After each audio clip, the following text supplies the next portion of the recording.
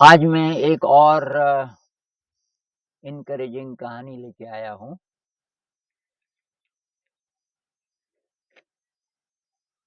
तो शुरुआत करेंगे अथर्ववेद के एक मंत्र से। अथर्ववेद में एक है भूमि सूक्त, वो मैं देख रहा था तो मुझे ये बहुत अच्छा लगा। इससे थोड़ा अच्छी वाइब्रेशन आएगी, इससे शुरुआत करते हैं। तो ये भूमि सूक्त का एक अंश है। यार्नवेधि सलिलमग्न आसीद्यम मयाभिरान्वचरणमनिषिणः यस्य हृदयं परमे व्योमन्तस्त्वयेनावृतममृतं पृथिव्याः सा नो भूमिस्त्विषं बलं राष्ट्रे दधातुत्तमे। तो इसका मतलब है, जिन ऋषियों ने गहन साधना से पृथ्वी के वास्तविक स्वरूप को जानने की कोशिश की, ये थोड़ा संक्षिप्त मीनिंग है कि ऋषि मुनियों ने बहुत घोर तपस्या की पृथ्वी के वास्तविक स्वरूप को जानने की। उन्होंने पाया कि धरती माता का हृदय सत्य और अमरत्वमय आकाश में स्थित है। धरती माता का जो हृदय है वो ऐसे आकाश में स्थित है जहाँ सत्य है और अमरत्व है। वह धरती माता हमें और संपूर्ण समाज को अपनी शक्ति प्रदान करें, ऐसी प्रार्थना है। तो ये तो बहुत एनकरेजिंग है और मुझे तो आशा है कि पृथ्वी में ये शक्ति है, महान शक्ति है। और पर्यावरण गड़बड़ाएगा तो पृथ्वी का कुछ नहीं बिगड़ेगा। एक पॉइंट ऐसा आएगा कि उथल-पुथल होगी। हाँ, इंसान खत्म हो सकता है, इंसान खत्म हो सकता है, लेकिन मुझे आशा है कि कुछ-कुछ बचे रहेंगे, पर काफ़ी व्यापक पैमाने पे उथल-पुथल तो होगी। फिर भी हम क्या कर सकते हैं? तो ये सक्सेस स्टोरी है, एक मतलब छोटी-सी शुरुआत किसी ने की, क्योंकि हम साधारण लोग क्या करें? ये सवाल है। जो बड़े-बड़े खतरनाक आंकड़े हैं हमारे पास कि समुद्रों में बहुत ज़्यादा पॉल्यूशन है। मतलब करोड़ों-करोड़ों टन कचरा है। समुद्र की सफाई भी कर रहे हैं कुछ लोग, थोड़ा-थोड़ा निकाल रहे हैं। ग्लेशियर पिघल रहे हैं। अब अगर हिमालय जितने ग्लेशियर हैं, 1 डिग्री अगर हिमालय का तापक्रम बढ़ जाए, तो पता नहीं वो कितना 100 मीटर पीछे चले जाएँगे ग्लेशियर। और सारी नदियाँ उत्तर भारत की तो सब वहीं से निकलती हैं, हिमालय से। तो बर्फ़ कम होगी तो क्या होगा? तो ये तो हैं, भयावह आंकड़े तो हैं, लेकिन फिर भी हम क्या कर सकते हैं? तो एक तो पहले जो आपको पहले से पता होगा, अ, एक लद्दाख के भाई साहब हैं जिनका नाम सोनम वांगचुक है, मेरे ख्याल से सोनम। तो सोनम साइंस बैकग्राउंड के थे। आपने हो सकता है कि कौन बनेगा करोड़पति में उनको देखा हो, एक दिन आए थे। तो उन्होंने क्या किया, लद्दाख में, लद्दाख के हैं, ये नदी बह रही है। तो सर्दियों में नदी तो बहती रहती है, जबकि टेम्परेचर -40 डिग्री भी होता है। तो आपको पता है 0 डिग्री पे पानी का बर्फ बन जाता है। उसने क्या किया, एक पाइप लिया, पाइप का ये सिरा नदी के अंदर है और ये जो मैंने बाहर दिखाया हुआ है, ऐसे बाहर नहीं है, इसको दबा दिया मिट्टी के अंदर, दबा दिया यहाँ तक। उसके बाद वो ऊपर को छोड़ दिया, तो सपोर्ट दे करके यहाँ छोड़ दिया। धरती से मान लीजिए कि करीब 30-40 फीट, एग्ज़ैक्टली कितना रहा होगा मुझे नहीं पता। अब यहाँ से पानी चालू किया, तो ये तो ज़मीन के नीचे है, तो इसका तापमान तो 0 से ज़्यादा है, तो ये पानी ही रहेगा, यहाँ तक पानी रहेगा। और ग्रेविटी के कारण, क्योंकि ये जगह ज़्यादा ऊँचाई पे है, ये जगह ज़रा कम ऊँचाई पे है, तो ये बाहर निकलेगा बड़ी तेज़ी से।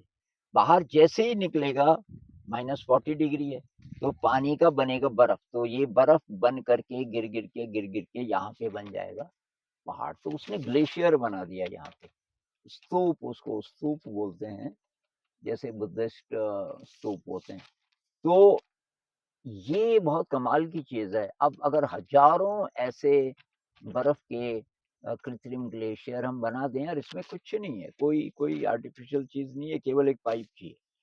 तो ये कमाल का एक तरीका है। इससे फिर वो सब्जियाँ ज़्यादा देर तक उगा सकते हैं, क्योंकि वो जो स्तूप है वो धीरे-धीरे पिघलता है। लेकिन मैं जो कहानी शेयर करना चाह रहा हूँ आपको, वो है एक महिला की, उनका नाम है कल्पना, चेन्नई की हैं, और उनके बहुत सारे लेख भी हैं, वीडियोज़ भी हैं, वो आप सर्च कर लेना। तो ये बॉटनी की टीचर थी कल्पना, तो अभी ये बहुत जवान है।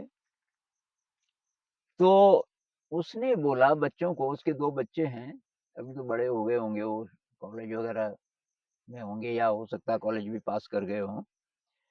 तो उसने अपने बच्चों को और पति जी को बोला कि यार घर में प्लास्टिक नहीं आना चाहिए, प्लास्टिक नहीं आना चाहिए, हम कुछ वेस्ट नहीं करेंगे, कोई चीज़ हम बर्बाद भी नहीं करेंगे। तो एक दिन वो होटल में जाने वाले थे खाना खाने के लिए कि आज ज़रा बाहर खाना खाते हैं। तो उसने कहा कि ये बच्चे भी खाना बचा देते हैं, बचा हुआ खाना मैं तो टिफ़िन बॉक्स लेके गई।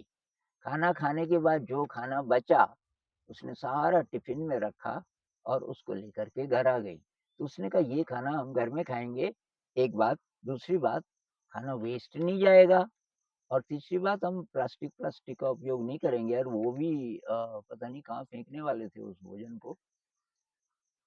और फिर उसने बोला कि लेकिन और मैं क्या कर सकती हूँ? तो उनकी ज़रा ज़मीन थी, वो शहर से शायद दूर होगी ये जगह, कुछ ज़मीन थी मकान से जुड़ी हुई।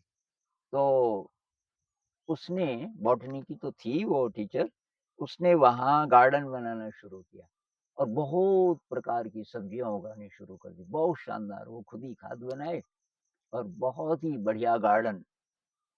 उसके बाद उसने बोला कि जो-जो चीज़ें हम इस्तेमाल करते हैं, ज़रा उनकी हिस्ट्री पता करते हैं। तो आप अगर हिस्ट्री का मतलब है कि कैसे बना, ये बना फैक्ट्री में बना, लेकिन इसमें क्या-क्या है? एक चीज़ से आप बहुत ज़्यादा आश्चर्यचकित होंगे कि जो झाग बनता है टूथपेस्ट में और साबुन में और शैम्पू में, वो तीनों एक ही चीज़ से बनता है। मतलब आप जब दाँत साफ करते हो तो शैम्पूस में जो झाग बनती है जिस चीज़ से, उसी चीज़ से आपके टूथपेस्ट में भी बनती है। उसका नाम है sodium lauryl sulphate. Sodium lauryl sulphate, ये जो सल्फेट है, सोडियम पे सोडियम नहीं, ये सल्फर पे 4 ऑक्सीजन है, ये सोडियम है, और ये आयनिक बॉन्डिंग है, मतलब ये प्लस है सोडियम और ये ऑक्सीजन माइनस है, इसका एक ही बॉन्ड है। तो ये पकड़ बनाता है, मज़बूती बनाता है, मतलब उसमें अ, किसी चीज़ को में चिपक पैदा करता है। तो ये, और दूसरी बात, ये झाग पैदा करता है बहुत ज़्यादा, पानी में जैसे ही जाएगा ये झाग पैदा करेगा।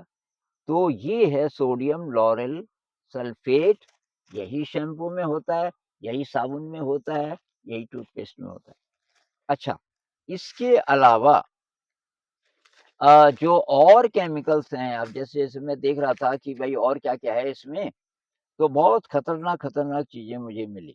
अब आप भी अपनी रिसर्च कीजिए कि किस में क्या है, ये आपको करना पड़ेगा, लेकिन शैम्पू में कुछ-कुछ चीज़ें कि बहुत खतरनाक है। मैंने 1-2 ही नोट की, क्योंकि ये ज़्यादा फिर बहुत लंबा हो जाएगा वीडियो। जैसे टोलुइन एक चीज़ है, ये शैम्पू में होता है और खतरनाक है हमारे स्वास्थ्य के लिए बहुत ज़्यादा, और ये पैराबेन, ये भी होते हैं शैम्पू में ये, तो ये बहुत ज़्यादा खतरनाक हैं। ऐसे ही टूथपेस्ट में तो बहुत ही ज़्यादा चीज़ें मिली, टूथपेस्ट में बहुत प्रकार की चीज़ें मिली, और ये जो साबुन में खुशबू आती है ना, खुशबू के लिए लोग लेते हैं कि भई खुशबू कैसी है? तो जो बिज़नेसमैन है वो ये देखता है कि भई किस चीज़ से आकर्षित होंगे, तो उसमें से एक खुशबू है। तो खुशबू वाला कागज़ पता नहीं कहाँ चला गया, लेकिन ये और चीज़ें साबुन में देखो ये डेंजरस चीज़ें कुछ। एक ये है ट्राइक्लोज़न ये है। मैंने थोड़ा रिसर्च की इस पे, केमिस्ट्री वालों के लिए इंटरेस्टिंग है। एक ये फ़्थालेट, फ़्थालेट इसको बोलते हैं, ये भी है और इस तरीके के बहुत सारे हैं टूथपेस्ट में कि बहुत ज़्यादा ऐसी चीज़ें हैं, जिससे कि दाँत पे कैविटीज़ भी हो सकती हैं। अब किस टूथपेस्ट में क्या है और क्या नहीं है, ये जिन लोगों ने स्टडी की, इन्होंने सारे सैंपल एक साथ लिए होंगे शायद, तो ये शैम्पू की स्किन के लिए खतरनाक है, क्योंकि इसमें ये पैराबेन भी होते हैं, ये वाला, ये स्किन के लिए अच्छा नहीं है। उसी तरीके से शैम्पू में ये मैंने अभी बताया आपको टोलुइन भी है, ये भी खतरनाक है। तो ये बॉटनी की जो टीचर थी अ, ये कल्पना, तो कल्पना ने क्या किया, ये गार्डन तो बनाई, वो घर पे साबुन बनाने लगी, अपनी ही घरेलू चीज़ों से और शैम्पू बनाने लगी और ये जो क्रीम लगाते हैं चेहरे पे, ये भी बनाने लगी और धीरे-धीरे, धीरे-धीरे जितनी भी कॉस्मेटिक चीज़ें उसके दोनों बेटे भी क करते थे यूज़, फिर वो बोलने लगे इसमें कि झाग कम आ रहा है, जो शैम्पू मम्मी आप बना रही हो उसमें झाग कम है, टूथपेस्ट में झाग कम है, तो तब उसको उनको एजुकेट करना पड़ा, यार तो तुम तो पढ़ाई भी कर रहे हो, तो ये देखो ना इसमें ये चीज़ें खतरनाक हैं। तो धीरे-धीरे उन लोगों ने बाज़ार से ये सारी चीज़ें लेनी बंद कर दी और अपने खान-पान में ये बेकरी की चीज़ें नहीं, हम जो घर पे बनाते हैं, बस वही खाएँगे। तो ये स्नैक्स बच्चों को पसंद थे, ये ब्रेड पे कुछ-कुछ लगा के उसकी जगह उसने कहा भई फल हैं, सब्जियाँ हैं, अनाज हैं, फल और सब्जियाँ, तो सब्जियाँ तो अपनी ही उनकी सारी हो जाती थी। तो कल्पना ने ना केवल अपने घर में ये चीज़ की, अभी उसने हज़ारों परिवारों में ये गार्डन की शुरुआत कर दी।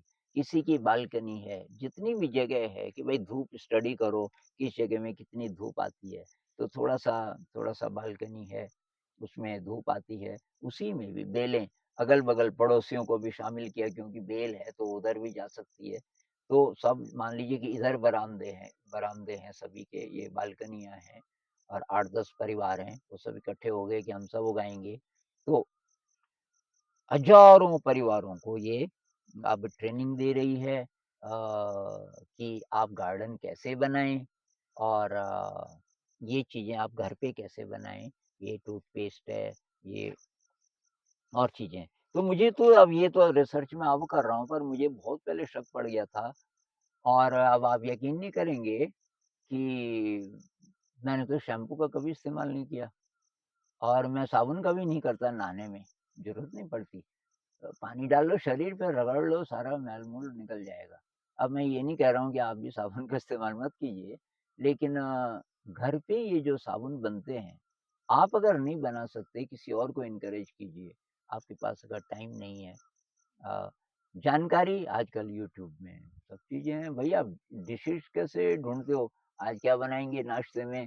पास्ता बनाएँगे, ये बनाएँगे, भई मेरे को बनाना नहीं आता, हम यूट्यूब में देखते हैं, ये करो, वो करो। वैसे ही आप ये भी देख सकते हैं, इतना मुश्किल नहीं है। टूथपेस्ट बना सकते हैं। वैसे मैं आपको बेस्ट टूथपेस्ट बताता हूँ, जो मैं यूज़ करता हूँ। कोयला, लकड़ी का।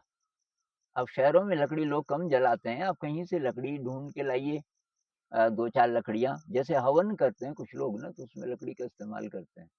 तो उसकी जो राख है, हवन की अगर आस-पास कहीं होता हो, नहीं होता तो लकड़ी ले लो और उसको जलाओ, उसकी जो राख है अ, राख के बाद जो कोयले बचेंगे, कोयले, तो कोयले को पीस लो, बारीक उसका बहुत बारीक एक तरीके से पाउडर बना लो। उसमें थोड़ा-सा नमक मिला दो। अब पानी के साथ ऐसे-ऐसे करके ब्रश का इस्तेमाल कर सकते हो, सॉफ्ट ब्रश और उससे दाँत एकदम साफ हो जाते हैं।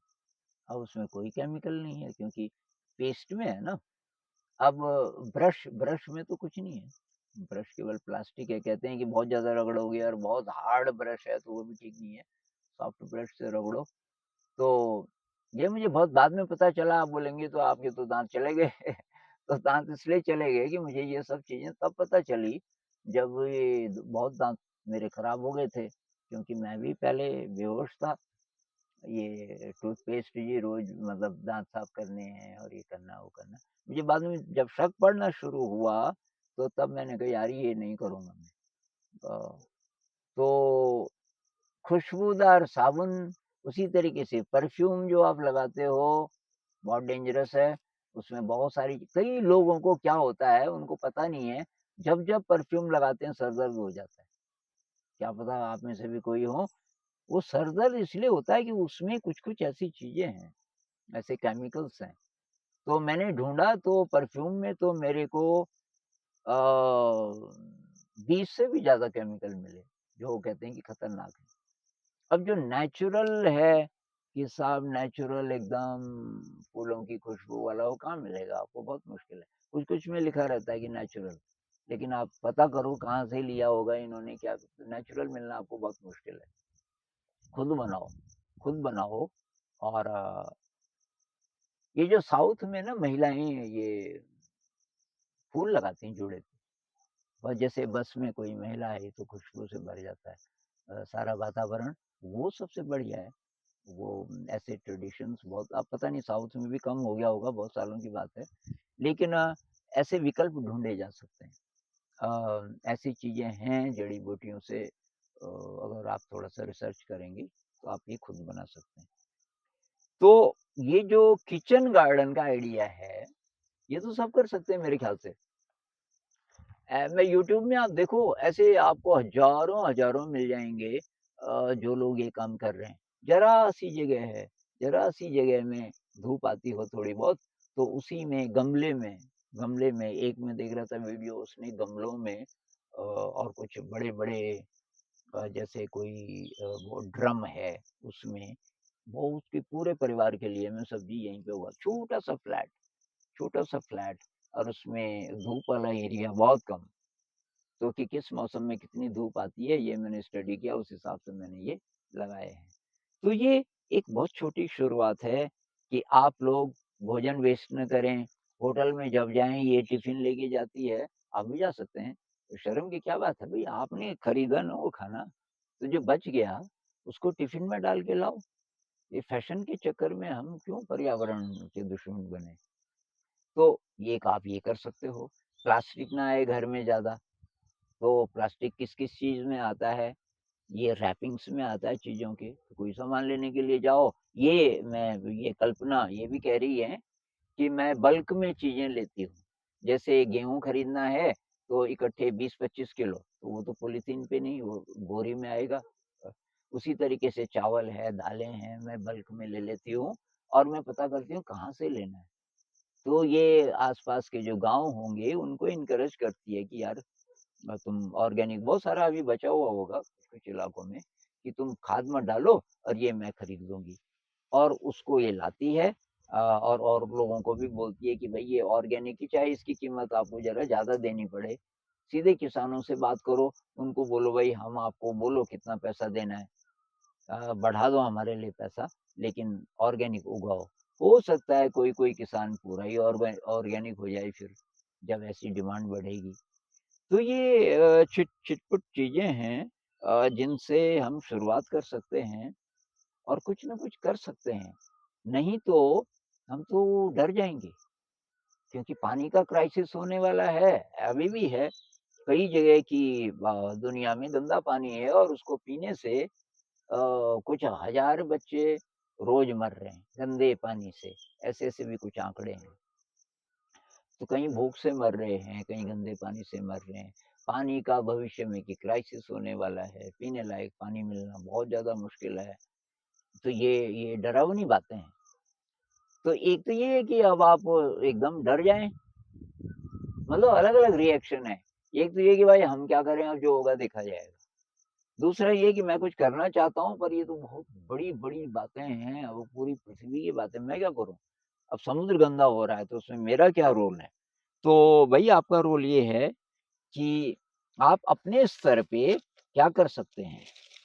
एक और चीज़ मैं शेयर करना चाह रहा था, पता नहीं मैं वो कागज़ लाया कि नहीं लाया, कि जो ये खाली चीज़ें हम फेंक देते हैं, जैसे टूथपेस्ट, टूथपेस्ट का एक इंटरेस्टिंग आंकड़ा मुझे लगा कि 1.5 बिलियन बिलियन अ, ये जो खाली टूथपेस्ट, टूथपेस्ट के बाद हम उसको फेंक देते हैं ना बाकी को, तो उसका मैंने हिसाब लगाया कि कितना उसका वज़न कितना होता होगा और वो कि रिसाइकिल नहीं होता, वो रिसाइकिल बहुत कम होता है उसका। 4 crore 50 lakh kilo, 4 crore 50 lakh kilo waste, toothpaste, खाली पेस्ट का जो ट्यूब है, ट्यूब, इतना, इतना उसका कचरा है हर साल, जिसमें कि हमारा भी, हमारे टूथपेस्ट का जो खाली ट्यूब है वो भी शामिल है। शैम्पू 55 करोड़ 20 लाख उसकी बोतलें, 55 करोड़ 20 लाख बोतलें ज़मीन के नीचे दबाई जाती हैं। क्योंकि उनमें से बहुत सारी हैं जिसका सारे पार्ट्स रिसाइकिल नहीं होते तो वो छोड़ देते हैं। और ये कितना एरिया कवर करेगा, तो 1164, 1164 फुटबॉल फील्ड। फुटबॉल फील्ड की कल्पना कीजिए कितना बड़ा होता है एक ही। ऐसे-ऐसे 1164 फुटबॉल फील्ड भर जाते हैं, ज़मीन इतनी बर्बाद हो जाती है इनको दबाने से। किनको? शैम्पू की खाली बोतलें, जिसमें आपकी बोतल भी शामिल है। तो अगर एक आदमी घर पे शैम्पू बनाने लग गया, अब वो नहीं फेंक रहा है उस बोतल को, उसने इंस्पायर किया अगल-बगल में कि इससे पैसा भी बचेगा, आपकी सेहत भी ठीक रहेगी, स्किन के लिए अच्छा है, बालों के लिए अच्छा है, बाज़ार वाला डेंजरस है। स्किन के लिए भी ठीक नहीं है, बालों के लिए ठीक नहीं है, बालों को ड्राई कर देता है और फिर बाल झड़ भी सकते हैं ज़्यादा। तो धीरे-धीरे क्या होगा, धीरे-धीरे करके, बूँद-बूँद करके, कहते हैं ना, बूँद-बूँद करके घड़ा भर जाता है, बूँद-बूँद करके खाली भी हो जाता है। तो ज़रा-ज़रा, छोटी-छोटी कोशिशों से हम जब शुरुआत करेंगे, तो हमको अच्छा लगेगा और एक आशा जगेगी और ऐसा लगेगा कि यार मैं भी कुछ कर रहा हूँ। धरती माता के लिए थोड़ा-सा ही सही मेरा भी योगदान है। तो इस पे और बात करेंगे।